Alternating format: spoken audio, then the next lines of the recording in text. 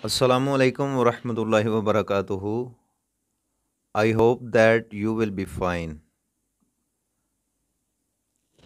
آج ہم Islamic studies of B S owner کی یہاں پر جو سلیکٹڈ اسٹڈی ہے جو ہماری آؤٹ لائنز کے اندر جتنی بھی آیات وغیرہ دی گئی ہیں جن صورتوں کی اس کی ابتدا کرتے ہیں سورۃ البقرہ کی آیت نمبر 284 اور 285 اور 286 یہ تین ورسز جو ہیں یہاں پہ ان کی ایکسپلینیشن اور ان کی ٹرانسلیشن جو ہے وہ سمجھنے کی کوشش کریں گے۔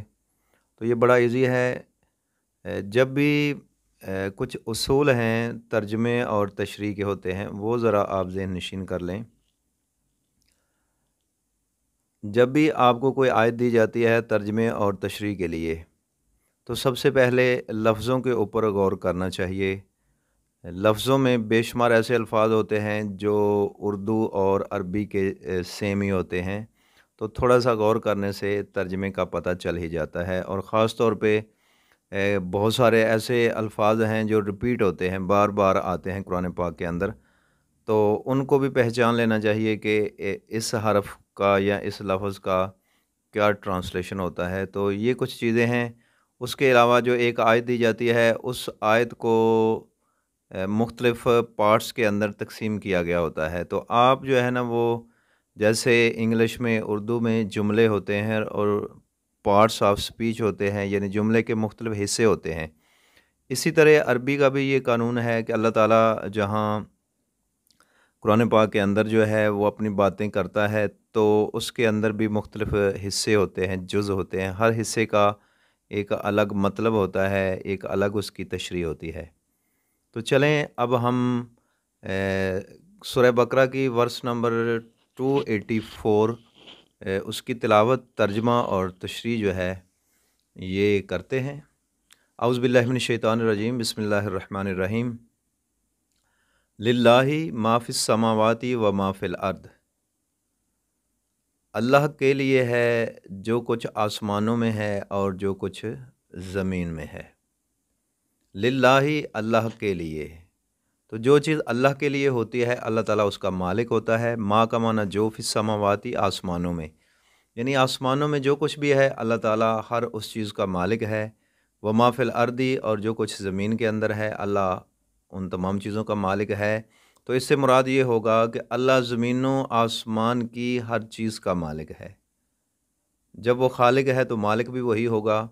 تو اس کے اندر اللہ تبارک و تعالیٰ اپنی بادشاہی کا ذکر کر رہا ہے کہ اس کی بادشاہی آسمانوں پر بھی ہے، زمین کے اندر بھی ہے، کائنات کے اندر جدھر بھی دیکھیں اللہ تعالیٰ کی بادشاہی نظر آتی ہے، کوئی چیز بھی اس کے قبضہ قدرت سے باہر نہیں ہے۔ لہٰذا اس آیت کے شروع میں جو آپ ہیڈنگ دیں گے وہ آپ لکھیں گے زمین و آسمان کا مالک کون ہے؟ اللہ تعالیٰ ہے۔ زمین کے اندر بہت ساری چیزیں ہیں، جیسے درخت ہیں، پہاڑ ہیں، میدان ہیں، صحرا ہیں، ریگستان ہیں، سمندر ہیں، دریا ہیں، نہریں ہیں، پھل ہیں، سبزیاں ہیں، انسان ہیں، جانور ہیں، درندے ہیں، پرندے ہیں، جو کچھ بھی آپ کے زمین کے اندر چیزیں نظر آ رہی ہیں ان تمام کا مالک اللہ تعالیٰ ہے۔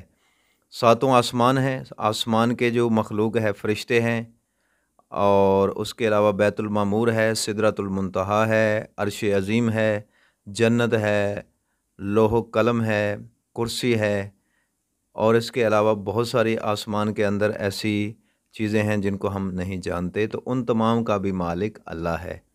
تو اس پہلے حصے کے اندر اللہ تعالیٰ اپنی ملکیت کا اظہار فرما رہا ہے۔ جنات ہیں وہ بھی اللہ تعالیٰ نے مخلوق پیدا کی ہے، اور اس کے علاوہ سمندر کے اندر جو رہنے والے جانور ہیں ان کا مالک بھی اللہ ہے۔ الغرض کائنات میں زمین کے اندر یا زمین کے باہر، آسمان کے بیچ میں، جنت میں، یا دوزخ کو اس نے پیدا کیا، یہ ساری چیزیں، ان تمام چیزوں کا مالک اللہ تعالیٰ ہے۔ اس کی تشریح ہم یوں کریں گے۔ اگلا حصہ ہے وَإِن تُبْدُوا مَا فِي أَنفُسِكُمْ أَوْ تُخْفُوهُ، युहासिबकुम बिहिल्लाह व इन, और अगर तुबदू, तुम ज़ाहिर करो, माफ़ी अनफुसिकुम, जो तुम्हारे दिलों के अंदर है, जो तुम्हारे मन में है, जो तुम्हारे अंदर की बातें हैं, अंदर के ख़यालात हैं, अंदर की सोच और फ़िक्र है, अगर तुम उसको ज़ाहिर करो, औ तुख्फूहु, या उसको मख्फी रखो, उसको पोशीदा रखो, उसको सीगा राज में रखो, युहासिबकुम बिहिल्लाह, अल्लाह ताला तुम्हारा हिसाब लेगा। यानी जो चीज़ दिल के अंदर है उसका भी हिसाब होगा, और जो चीज़ ज़ुबान पे आती है उसका भी हिसाब होगा। दिल के अंदर ख़यालात होते हैं, तसव्वुरात होते हैं, फ़िक्र होती है, सोच होती है, बदगुमानी है, हुस्न ज़न है, हसद है, नफ़रत है, कीना है, अदावत है, बुग़्ज़ है, मोहब्बत है, प्यार है, ईमान है, ये सारी चीज़ें जो हैं इनका ताल्लुक़ दिल से होता है। अगर उसको ज़ाहिर करो या छुपाओ, अल्लाह को फिर भी मालूम है। दुश्मनी का इजहार करो तो भी मालूम है, दोस्ती का इजहार करो तो भी मालूम है, ना करो तो भी मालूम है। तो इन तमाम राज़ों को अल्लाह ताला क़यामत के दिन ज़ाहिर करेगा, बंदे को बुलाकर उससे बात करेगा कि तू दुनिया में क्या सोचता रहा, तेरे क्या तसव्वुरात थे, क्या अफ़कार थे, क्या ख़यालात थे, क्या तू सोचता था और क्या करता था। ज़ाहिर और बातिन के, ज़ाहिर और पोशीदा जितने भी आमाल हैं, अल्लाह तबारक व तआला उन तमाम के बारे में फ़रमाता है कि मैं तुमसे हिसाब लूँगा। तो उस वक़्त चूँकि जो मुखातिबीन थे वो सहाबा कराम थे, तो सहाबा कराम ने जब ये आयत सुनी, इसका ये हिस्सा सुना, बहुत परेशान हुए। हज़रत अबू हुरैरा रज़ी अल्लाह ताला अन वो फरमाते हैं कि जब ये आयत करीमा नाज़िल हुई तो सहाबा कराम को बड़ी परेशानी लाहिक हुई। तमाम सहाबा बड़ी अक़ीदत व मोहब्बत के साथ बारगाह मुस्तफ़ा सल्लल्लाहु अलैहि वसल्लम में हाज़िर हुए और घुटनों के बल बैठ गए। अर्ज़ की, या रसूलल्लाह सल्लल्लाहु अलैहि वसल्लम, पहले हमें ऐसे अमाल का मुकल्लफ़ बनाया गया था जिनकी हम ताकत रखते थे। मसलन नमाज के बारे में आपने हुक्म दिया, हमने पढ़ी, हमारे अंदर ताकत थी। रोज़ा आपने हुक्म दिया, हमने रखा। जिहाद कहा, वो भी किया। सदका कहा तो वो भी किया। अब ऐसी आयत नाज़िल हुई है कि इसकी हम ताकत नहीं रखते।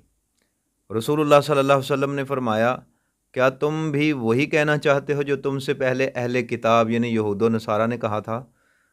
हमने सुना और हमने नाफरमानी की।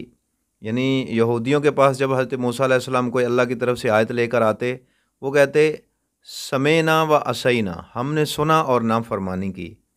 तो तुम भी क्या वही कहना चाहते हो? तो आका दो जहाँ सल्लल्लाहु अलैहि वसल्लम ने फरमाया, नहीं, बल्कि तुम कहो समेना व अताना, हमने सुन लिया और फिर हमने मान लिया। गुफ़रानक रब्बना व इलैकल मसीर, ए हमारे रब, तेरी बख्शिश चाहिए और तेरी ही तरफ लौट के आना है, तुम ये बात करो। तो इस पर जो सहाबा को तशवीश लाहिक हुई थी, उस पर अक्सर वो गमज़दा रहते थे, परेशानी के आलम में उनका अक्सर वक़्त गुज़रता था। तो बहुत थोड़ी सी इस आयत के अंदर रिलैक्सेशन अल्लाह ताला ने दी और थोड़ी सी तसल्ली दी, और इस सख्त हिसाब और मुहासबे के बाद अल्लाह तबारक व तआला ने फरमाया, फ़यग़फ़िरु, पस वो माफ़ कर देगा, लिमन यशा, जिसे चाहेगा वो माफ़ फरमा देगा, व युअज़्ज़िबु मन यशा, और जिसे चाहेगा वो अज़ाब देगा। तो यहाँ पे इस आयत के अंदर दो ऑप्शन मौजूद हैं। एक तरफ उसकी बख्शिश का सामान है और दूसरी तरफ उसके कहर व गज़ब का सामान है। चाहेगा तो माफ़ करेगा, चाहेगा तो अज़ाब देगा। तो आका दो जहाँ सल्लल्लाहु अलैहि वसल्लम ने फरमाया कि अल्लाह ताला की रहमत कायनात की हर शय से ज़्यादा है, वसी है, कुशादा है। अल्लाह ताला इतना गज़बनाक नहीं होता जितनी बंदों पे रहमत करता है, मखलूक पे करम करता है, मेहरबानी करता है और रहमत फरमाता है। اور انتہائی کرم نوازی کا سلوک کرتا ہے، اللہ تعالیٰ ہمیشہ بندوں پر مہربان ہوتا ہے، اس کی شان رحمان اور رحیم ہے۔ تو اس آیت کے حصے کے اندر تھوڑی سی یہ امید لگی کہ ہو سکتا ہے معافی مل جائے، پھر جو تشویش لاحق ہوئی وہ تھی ہو سکتا ہے وہ عذاب دے دے، لیکن اللہ تبارک و تعالیٰ نے آگے فرمایا واللہ علی کل شیء قدیر، اور بے شک اللہ تعالیٰ ہر شے پر طاقت رکھتا ہے، قدرت رکھتا ہے، جو چاہتا ہے سو کرتا ہے، اس کی مرضی میں، اس کے ارادے میں کوئی دوسری شے انوالو نہیں ہے، وہ اکیلا ہی اپنی مرضی کا مالک ہے۔ آقا دو جہاں صلی اللہ علیہ وآلہ وسلم نے فرمایا کہ اللہ تعالیٰ نے فرمایا کہ دنیا ساری جنت میں چلی جائے مجھے پھر بھی کوئی پرواہ نہیں، اور دنیا ساری جہنم میں چلی جائے مجھے پھر بھی کوئی پرواہ نہیں، اللہ الصمد، اللہ بے نیاز ہے۔ تو وہ جب بے نیاز ہے تو اس کی بارگاہ میں فقط عاجزی انکساری جو ہے وہی اس کو پسند ہے، اور اس کی بارگاہ میں ہمیشہ عاجز اور ہمیشہ بے بسی کا اظہار کرتے رہنا چاہیے، اس کو اپنا مالک سمجھنا چاہیے، بڑی طاقت اور قوت والا اس کو سمجھنا چاہیے، نہ جانے کس بات پہ پکڑ کرے گا اور نہ جانے کس اچھے عمل کے اوپر بخشش ہو جائے گی۔ اس آیت کے اندر الرٹ کیا گیا ہے، آگاہ کیا گیا ہے، متنبہ کیا گیا ہے، خبردار کیا گیا ہے، اور تمام انسان کے ظاہر اور باطن کے اعمال سے آگاہ کر کے بتایا گیا ہے کہ سوچنا ہے تو بھی پازیٹیو، اور اگر کوئی خیال دل میں آتا ہے کسی کے بارے میں، جیسے بہت سارے لوگ ہیں دوسروں کے بارے میں غلط سوچتے رہتے ہیں، اور نفرت کا اظہار جو ایک کیفیت ہوتی ہے دل سے ہوتی ہے، بغض جس کا تعلق دل سے ہے، کینہ، قدورتیں، نفرتیں، اور اس کے علاوہ حسد، یہ تمام بدگمانیاں، بدظنی، ان تمام چیزوں کا تعلق دل سے ہے۔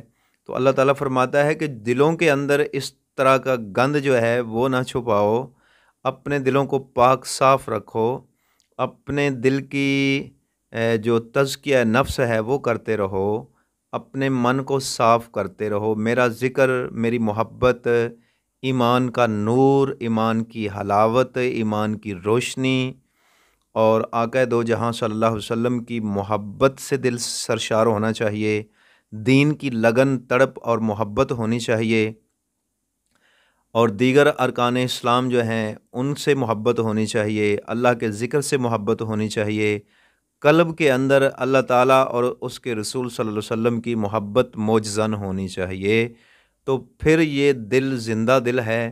اور اگر اس کے اندر دنیا کی محبت ہے، دنیا کے روپے پیسے کی محبت ہے، دنیا کی خواہشات جو کہ نہ پوری ہونے والی ہیں ان کی اگر دل کے اندر لگن ہے، تڑب ہے، تو یقیناً اللہ فرماتا ہے میں جانتا ہوں کہ دل دنیا دار ہے یا دل اللہ والا ہے، دل خدا سے لگایا ہوا ہے، اس کے رسول سے لگایا ہوا ہے، یا پھر دنیا کی دولت سے، دنیا کے رشتوں سے، دنیا کی دوستیوں سے، یا دنیا کی دولت سے دل لگا ہوا ہے۔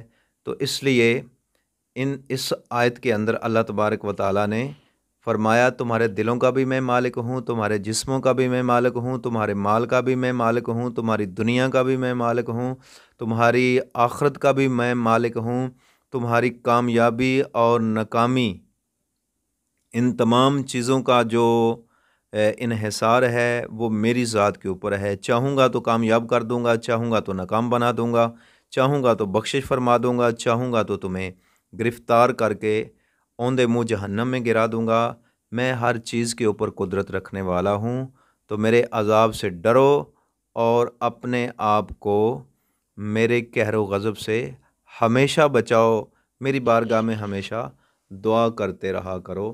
تو اس سے اللہ تبارک و تعالیٰ جو ہے وہ انسان کی جو چھپی ہوئی صلاحیتیں ہیں ان کو اجاگر کرنا چاہتا ہے، اور ان کو مثبت طریقے سے جو ہے نا وہ دیکھنا چاہتا ہے، اور اللہ فرماتا ہے میں دیکھنا چاہتا ہوں کہ میرے بندے جو ہیں وہ اچھے انسان بنیں، دنیا میں رہ کر اچھی روایات کو برقرار رکھیں، اچھے اصول، ضابطے اور قوانین اپنائیں اور دوسروں کو بھی اس پر چلنے کے لیے آپس میں تلقین کرتے رہیں، نصیحت کرتے رہیں، سمجھاتے رہیں، تاکہ ان کی دنیا کی زندگی بھی کامیاب ہو جائے اور آخرت کی زندگی بھی کامیاب ہو جائے۔